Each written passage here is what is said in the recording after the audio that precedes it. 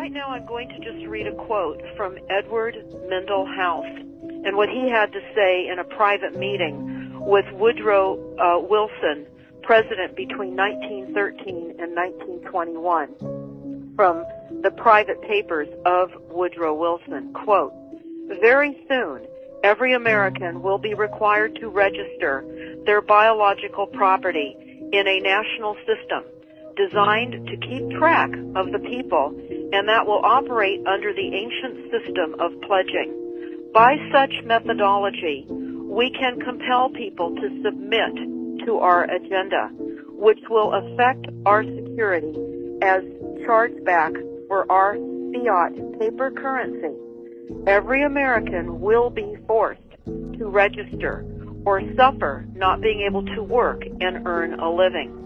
They will be our chattel, and we will hold the security interest over them forever by operation of law merchant under the scheme of secured transactions. Americans, by unknowingly or unwittingly delivered the bills of lading to us, will be rendered bankrupt and insolvent, forever to remain economic slaves through taxation secured by their pledges.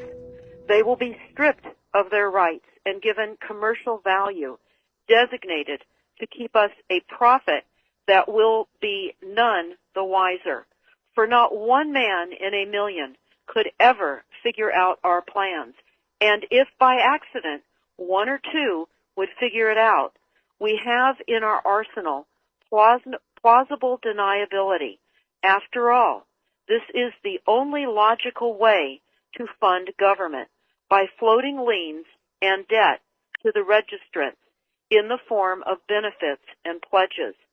This will inevitably reap us huge profits beyond our wildest of expectations and leave every American a contributor to this fraud, which we will call social insurance. Without realizing it, every American will insure us for any loss we may incur, and in this manner, every American will unknowingly be our servant, however begrudgingly. The people will become helpless, without any hope for their redemption, and we will employ the high office of the President as our dummy corporation to foment this plot against America.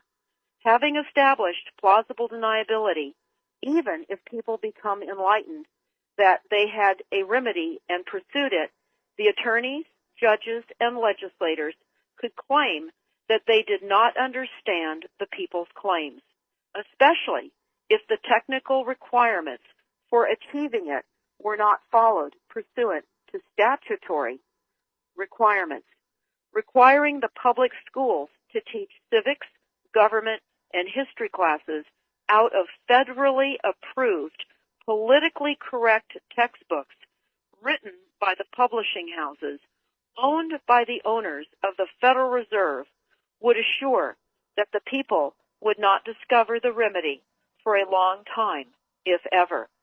I would recommend that everyone read Fruit from a Poisonous Tree by Melvin Stamper, M-E-L-V-I-N, Stamper, S-T-A-M-P-E-R. That is Fruit from a Poisonous Tree. This is out of Chapter 2 of Fruit from a Poisonous Tree.